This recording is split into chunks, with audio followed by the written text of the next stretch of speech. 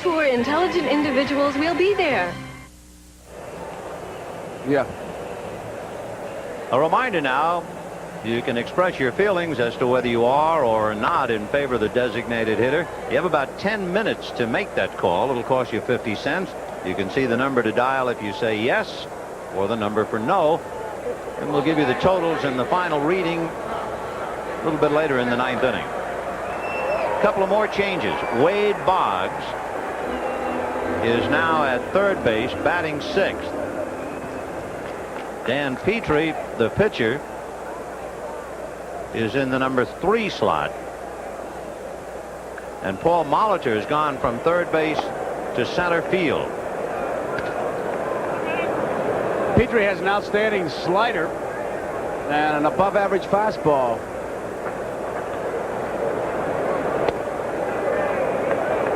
In looking to Sparky Anderson, he has used everybody on his club but Jay Howell and Willie Hernandez.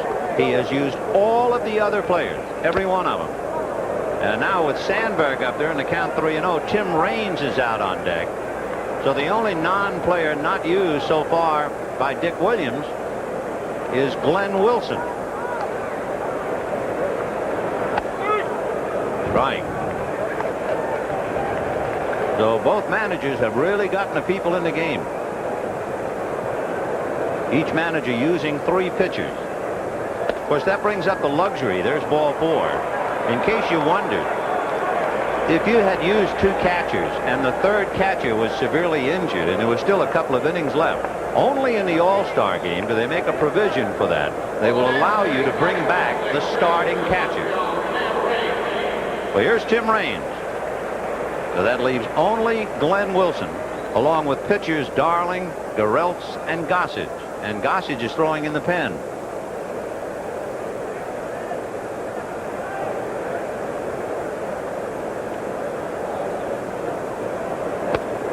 Ball 1. 4-1 in favor of the National League. We're in the ninth inning. There's the Goose, heating up under the eyes of Harry Dunlop down in the National League bullpen.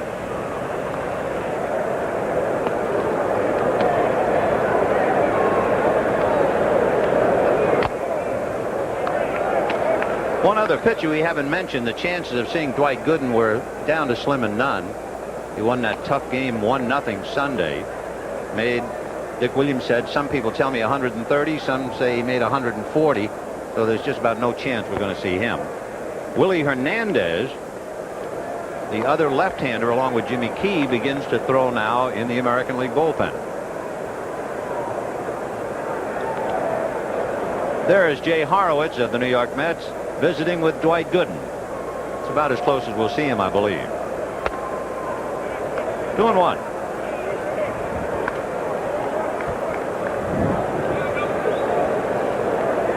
Two and 1 to Tim Raines against Dan Petrie. Morris, Key, Blyleven, Stieb, Moore, and Petrie.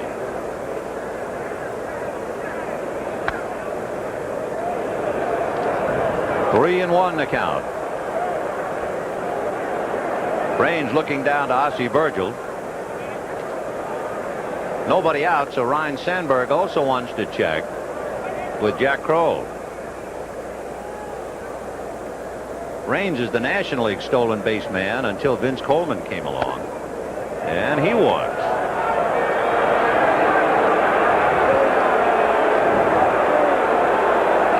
So Dan Petrie walks Sandberg and Raines, and that'll bring up Tony Pena. I think we mentioned this once on the Game of the Week. Tony Pena had a recent 3-day road trip. If you can believe it, it's true. He says he broke 12 bats in 3 games, and in 5 of the broken bats he got base hits. And then we saw him play and he broke his bat and got a double. Then Nobi Kawano, the Dodger clubhouse man, said, you know, I heard that. He said Rex Bradley of the Louisville Slugger people once told me that the year Billy Williams led the American League in hitting, Billy Goodman, 1 bat. All year? All year. That's incredible. Well, that's the rumor. Fouled away. Pena wouldn't believe that story, I know. No. You're breaking that many bats. You're breaking a couple of them, taking them out of the rack. Tony is also baseball's answer to Sammy Davis Jr. If he ever had a collision with Pascual Perez, there's so much gold chainery out there, it'd take about an hour to unravel them. He's got about 5 of them. I checked them. 0-2 to Tony. Sandberg and Raines out there, and Pena goes fishing. Down he goes. A strikeout for Petrie, and the batter is Jack Clark.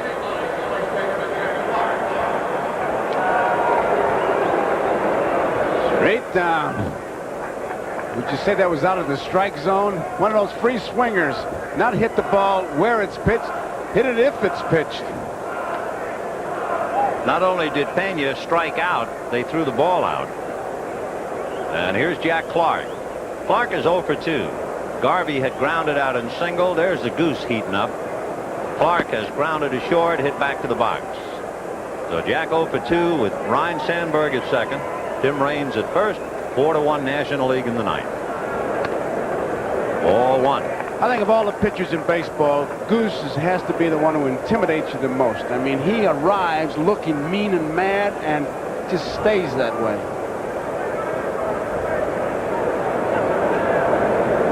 You know, you just saw that note about Jack failing to hit home runs in only 2 ballparks this year. He is the sign for the Cardinals as we see Gossage head for the dugout. In games in which Jack Clark has homered, the Cardinals are 14-3. So if he hits one, Whitey just sits back and thinks about bass fishing. 2-0. So Petrie now is struggling. And Clark looking down to Ossie Virgil, see if they let him rip one. Oh, no need to look. If Virgil gave him the take sign, I think we'd see a fight between Virgil and Jack Clark. 3-0, 2 on, 1 out, and National leading the American 4-1.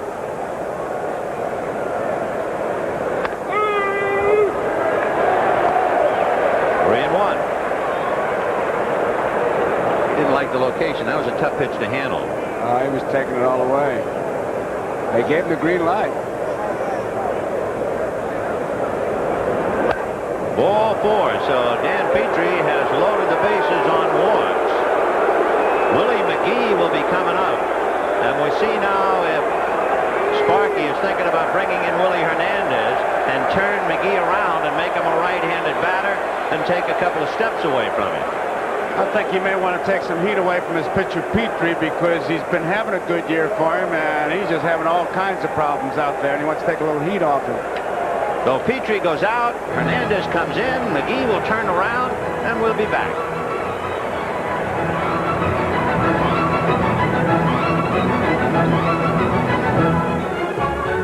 I don't know. What are you going to do? I don't know. I'd go to college. Me too. If I had the money. Yeah. So what are you going to do? I don't know. What are you going to do? You don't want those fries. What are you going to do, Jack? Eat your way to college? Hey, really? I'm going to college on the new GI Bill. You serve full-time in the armed forces or part-time in the reserves, and you earn a lot of money for tuition. The new GI Bill. Are you using that pickle? Now for young men and women in the armed forces. It's a great place to start. See your local recruiter. Go for the lean. Arby's Lean Super Roast Beef Sandwich. Lean. Be lean.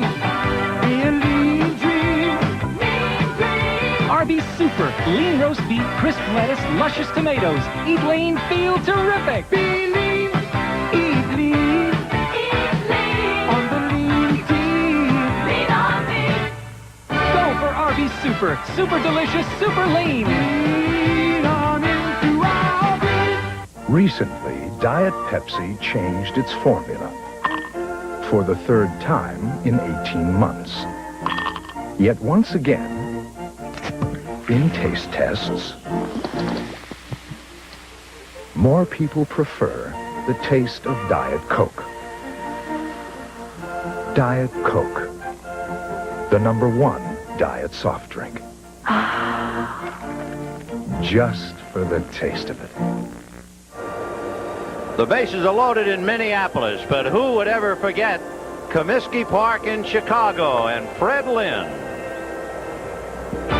1983, the golden anniversary All-Star game at Comiskey Park in Chicago. Bottom of the third, San Francisco's Atlee Hammaker faces California's Fred Lynn, and Freddie drives this one over the wall and right for the first and only Grand Slam in All-Star history. It helped put an end to an embarrassing 11-game American League losing streak.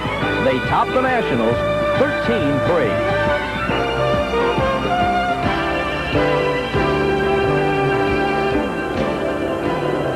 Well, that was a couple of years ago. Right now here in Minneapolis, McGee will turn around and go right-handed. You know, it would have been interesting, anybody but a switch hitter like McGee. Glenn Wilson, the only other player who has not been in the game, could have come up to hit against a man he was traded for. That would have made a nice bit of drama, because the Phils got Glenn Wilson and John Walkenfuss for Willie Hernandez, who just set the American League on its ear. The infield is up with the bases loaded, 1 out.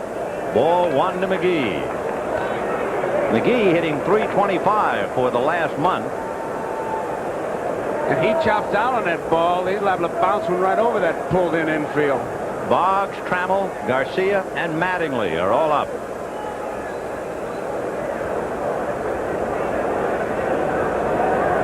One ball and no strikes. Dave Parker is on deck.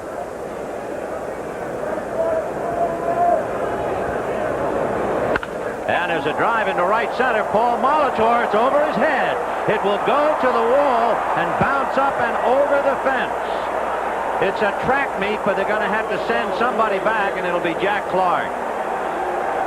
They will send Clark back to third on what is a ground rule double for Willie McGee, but he would have chased everybody home otherwise. That would have easily been a triple, a possible inside to Parker, the way McGee can run. So they bounce. And Molitor gives it a chase, no chance whatsoever, and watch that thing just jump its way right out of this ballpark. Look at that high hop. Well, for Sparky Anderson, that goes under the heading of the best laid plans of mice or men. It took McGee a little more than 7 seconds to go from home plate to second base. Infield still up, first base open, Dave Parker a strike, 6-1 National League.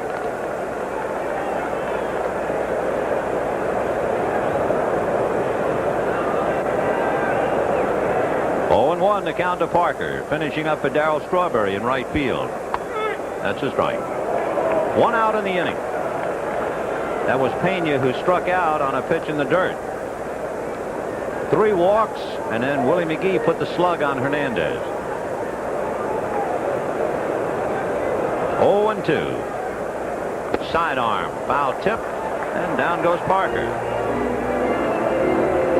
Willie Hernandez, a remarkable pitcher. When he got the out that clinched the American League East title for Detroit, it was his 30th save in 30 save opportunities. This year he didn't blow a save opportunity until June. So he really went a year and a half without missing a meaningful save in the regular season. Now, with the walk to Tim Wallach, we are going to get our wish, because Glenn Wilson comes out on the on-deck circle, and it looks like Wilson will hit against Willie Hernandez. He just as quickly goes back in the dugout looking for another bat. So the intentional walk to Tim Wallach and the trade will be on the line for all the world to see.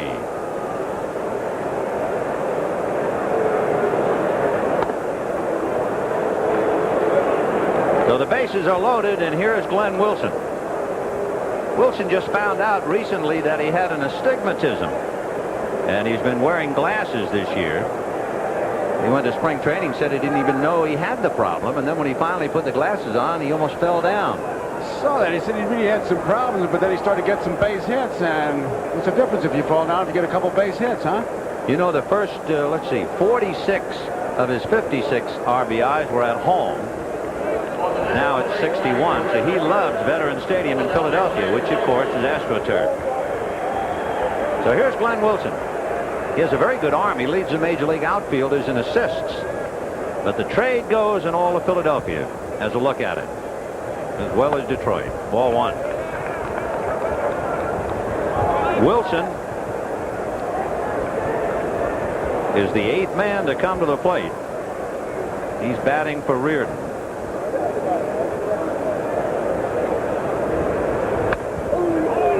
1-1.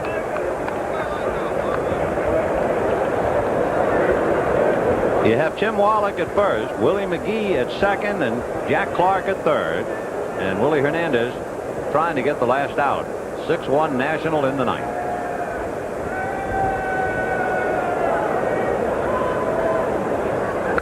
Fouled away. To give you an idea of what's been going on here, the number 7 spot in the National League lineup has had Kennedy, Virgil, Pena, Valenzuela, Rose, Reardon, and Wilson, all in that one spot. I'm glad I'm not making the box score for this little beauty. Oh, the scorecard looks... Oh.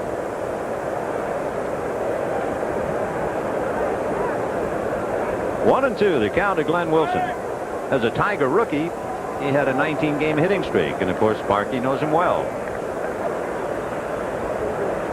Back of him on deck, Ozzie Smith. 1-2. To look ahead for the American League in the ninth inning, as Gedman goes out to talk to Willie, they're due to send up Trammell, Boggs, and Rice. Well, it's pretty obvious what's happening. They're just going over the signals. Willie just wasn't sure of him. With man on third, you better make sure. I'm sure Gedman went out there and said, look, you throw, and then told him to pitch. So Glenn Wilson with the count 1-2, and the base is loaded. Clark, McGee, and Wallach. Scroogey, 2 balls, 2 strikes.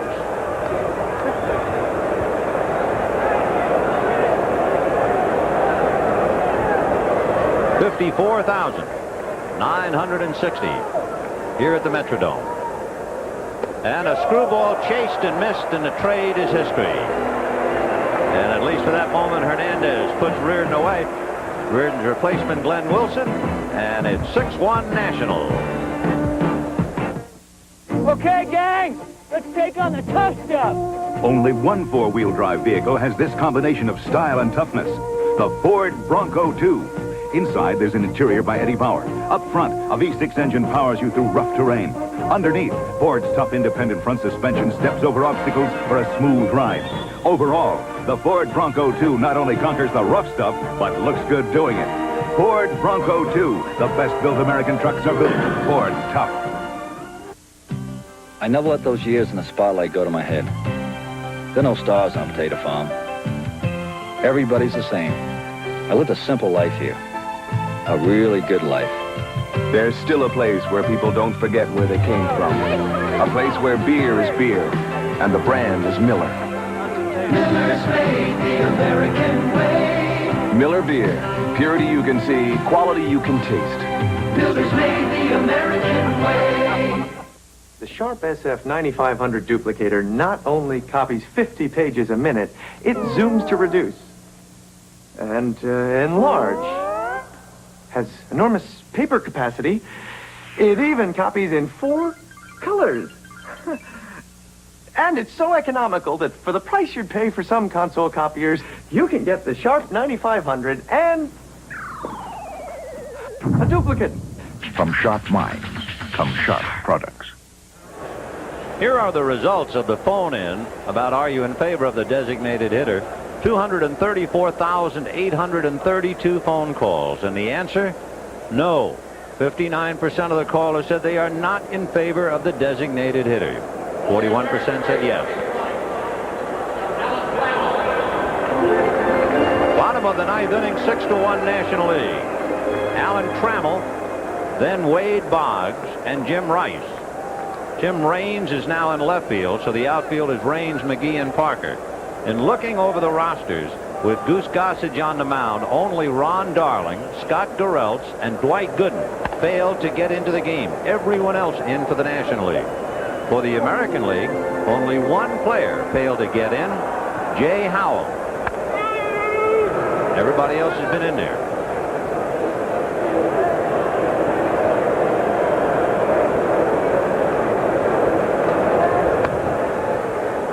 Goose Gossage has appeared in the All-Star game with 4 different teams, beginning 10 years ago with the Chicago White Sox, then with the Pittsburgh Pirates, the New York Yankees, and the San Diego Padres. Ground ball at third. Wallach is in front of it. One away. The executive producer of NBC Sports is Michael Weissman. The coordinating producer for NBC Baseball, Harry Coyle. The telecast of tonight's All-Star Game has been produced by George Finkel, directed by Harry Coyle. Pre-game produced by Les Dennis. Pre-game and replays directed by Andy Rosenberg. Skycam director John Gonzalez. Technical director Lenny Stucker. Here's Wade Boggs. He comes into this game with a 20-game hitting streak, tying Don Mattingly for the major's longest of 85. The Goose hasn't thrown anything but fastballs. All you got to do as the catcher is remember to put down one and break in a new glove. 2-1 the count. No strategy here. I mean, he's playing good old country hardball. Give me the ball and far. Here it comes. Foul back. 2 balls and 2 strikes to Wade Boggs. Jim Rice, the only American leaguer to go all the way from start to finish, is on deck. The only National Leaguer to go start to finish is the shortstop Ozzie Smith. 2-2.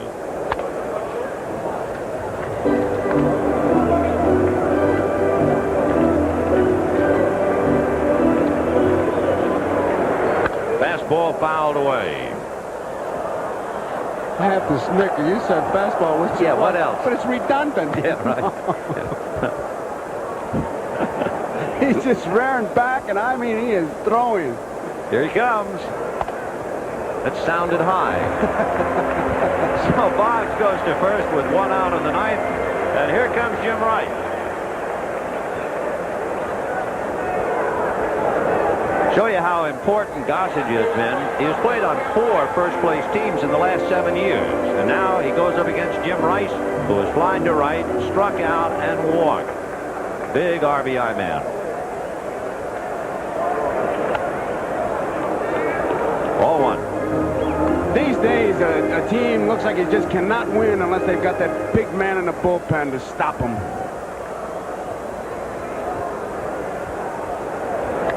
Foul back. 1 ball and 1 strike to count. The American League scored in the first inning, but they haven't been heard from since. And Goss is trying to put the lid on this one. The National League scored in the 2nd, the 3rd, twice in the 5th, twice in the 9th. Finally threw a high breaking ball. That was a curveball. It surprised everybody. I think it surprised the Goose. Where did I get that one with the bend in the middle? What happened?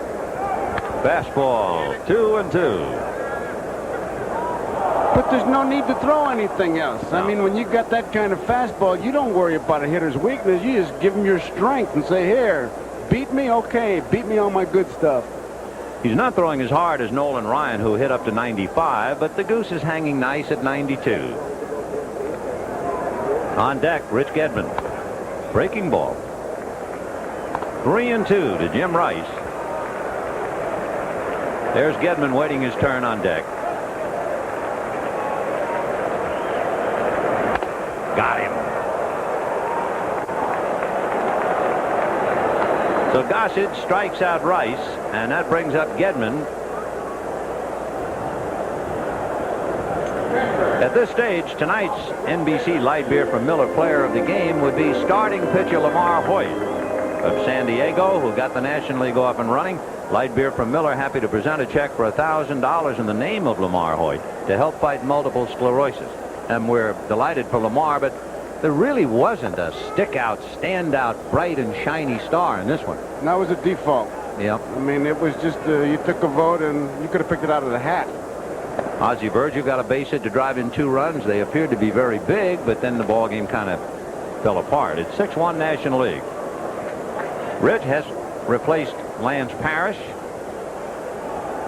and he's up there with Boggs, a teammate at first, and 2 out in the 9th. 6-1 National League. The National League will have won 12 of the last 13, 21 of the last 23, 31 of the last 39. It is a litany of frustration for Sparky Anderson, and I don't care what kind of a label they want to put on it. For Dick Williams, this will be his first All-Star victory in the National League. He was 0-3 with the American. And down goes Gedman, a fitting climax to the game as Gossage puts him away. and the National League wins another one. 6 runs, 9 hits, 1 error for the National League. 1 run, 5 hits, and no errors for the American League. But one other thought. Prior to tonight's game, the National League had won 20 of the last 22, and yet the American League almost broke even in the last 22 World Series. So the National League certainly wins 6-1 convincingly. The 1985 All-Star Game has been brought to you by Miller Beer. Miller made the American way since 1855. By Merrill Lynch, more resources, better solutions. They make Merrill Lynch people a breed apart. And by Ford, who invites you to drive the new Ford Escort. Have you driven a Ford lately? A reminder to stay tuned for The Tonight Show starring Johnny Carson, Late Night with David Letterman, following local news except on the West Coast and most Mountain Time Zone stations where they'll be seen at their regular time. Liked it, Joe. Wasn't much of a game. It really wasn't, and it proved that this is not a home run haven. There were no bad plays where guys couldn't pick up the pop fly, so it just proved all that. A good ballpark. For Joe Garagiola, this is Vin Scully wishing you a very pleasant good evening from Minneapolis, Minnesota. Good feeling is as they sit down and hammer this thing out in the next 48 hours or 72 hours, however long it takes. If it's around the clock, let's do it, because the things that are on the table today are not acceptable to the players. Do you think it's really doable, realistically? Well, I didn't think that way in '81, but there's different signs as of today that we can hopefully have this thing ironed out. With the signs in '81 were completely different. All right. Tony La Russa, a manager is always a man in the middle. You're paid by management, but you're closest with the players on the bench. So what is your gut feeling as a guy in the middle of all this? Well, you feel kind of in the middle, Lynn, but I've always felt like, a corny kind of thing. The game is very special. The fans are the reason you're here, and I just feel there's smart people on both sides, guys like Don Bay that you respect. You know they're honorable. They'll figure out something that can work for both sides and will keep the game going. I just don't think there's any way that there should be a strike because the game is bigger than any of us. Where will you be on Tuesday? We're supposed to open up against Boston in Comiskey Park. I hope you're there. Don, how do you respond to the fans and the latest fan poll sides with the owners? The fans feel you're making enough money, there's no reason to strike. How do you respond to those fans? Well, the fans are very important to our game, there's no doubt about it. But if the fans were sitting in on some of the negotiations, I don't think they would accept some of the things that are going on. And it's taken us about 7 months to really get a proposal, so that's the thing that we're looking at right now. Where will you be on Tuesday? Hopefully I'm in Yankee Stadium playing Cleveland. All right, so hopefully it's Yankees against Cleveland, and hopefully it'll be the White Sox against Boston. Thank you, Tony La Russa, Don Baylor. I'm Len Berman at Yankee Stadium. Now for some other viewpoints, let's go to Phil Stone at Tiger Stadium in Detroit. Thank you very much, Len Berman. Certainly one of the overriding questions from the players I have talked to all week long is just how sincere is the commissioner in terms of the players' plight. Standing beside me from the world champion Tigers, Darrell Evans, and from the Milwaukee Brewers, Paul Molitor. Darrell, your opinion, is the commissioner sincere? Oh, I certainly hope so. I think that anytime you get things talking and some help from anybody, any suggestion that it'll get something done, the bottom line is to get this thing over with and continue to play baseball. And any help you can get, hopefully something good will come out of it. Paul, as far as your ball club goes, do you feel the commissioner is sincere? Well, I feel that he is. You know, the commissioner has shown such a total concern with the overall well-being of the game that I just feel that he's trying to get something constructive on the table that both sides can work with. And if he can help in any means whatsoever, it's got to be a plus for the game. In terms of the fans, as opposed to 1981 when you all walked out, the fan support this year as opposed to 4 years ago, Darrell? Well, I think they're trying to understand a lot more. It seems like most of the letters I get, certainly I get a few that aren't very complimentary, but most of them are either have suggestions or just a sense of frustration that they would just to do anything to get this over with. And of course, we're in the same kind of spot. So, you know, they've been a lot kinder, and they have tried to see both sides this year. And I think that's a big difference from 4 years ago. All the letters you've received have been a little more vehement. Well, I think, you know, from the people that I've heard from, you know, a lot of them have just expressed concern. They don't understand how players making these type of dollars can possibly walk from the game. But like Darrell said, we just try to keep them informed that there's more at stake than just the salaries themselves. And we have to maintain some of the rights that we have fought for over the last 15 or 20 years. One final question, both of you. Will there or will there not be a strike come Tuesday? Well, we'll just have to sit and wait. I think we're all keeping our fingers crossed and very concerned and trying to keep up with everything that we can. So I hope that Tuesday comes along and we're going to continue to play baseball.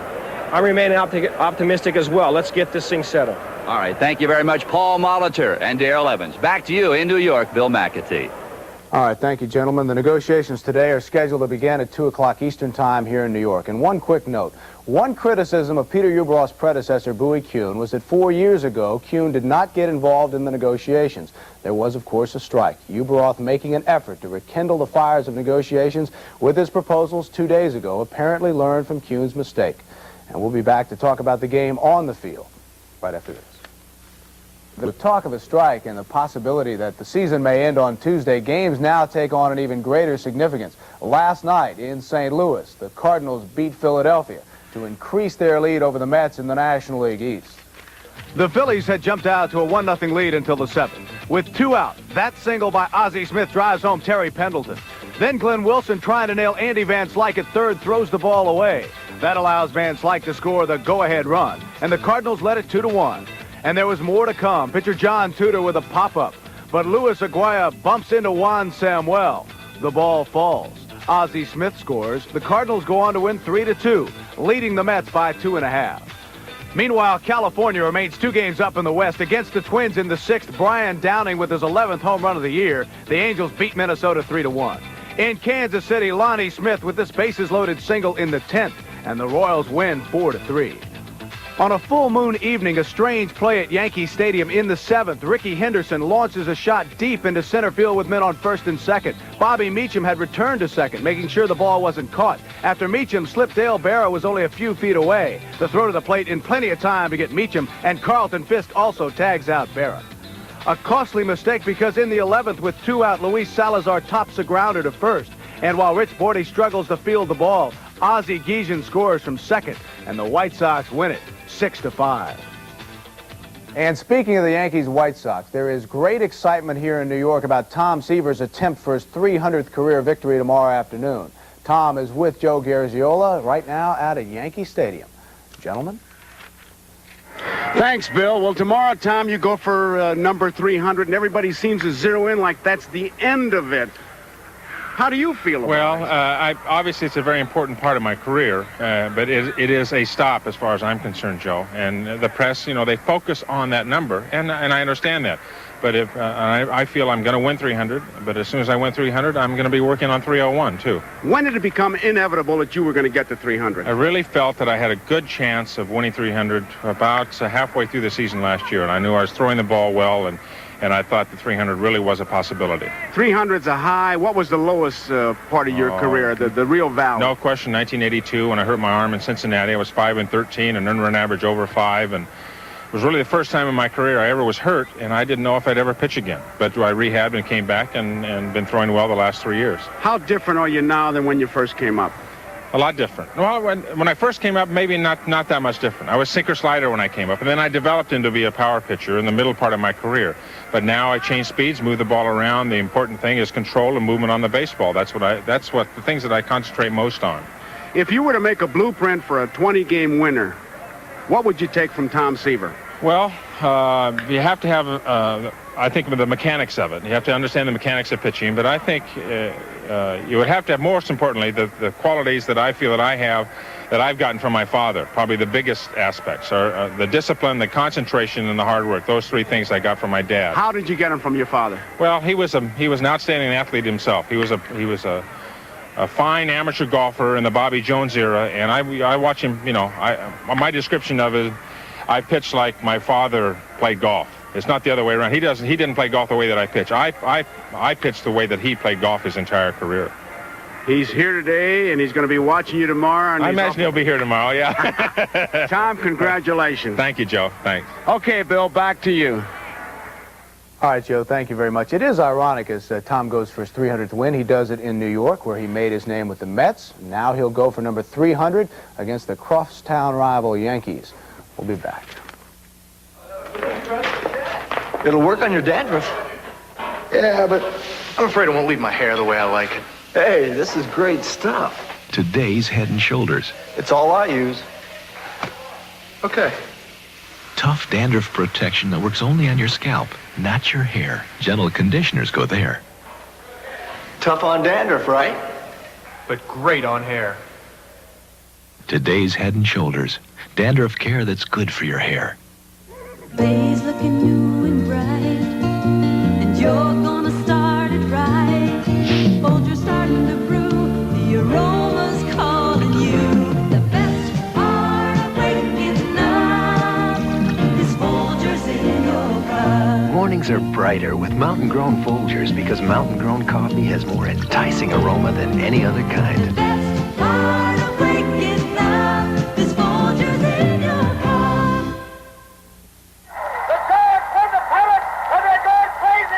Meet the men behind the microphones on a special NBC Sports World, August 11th.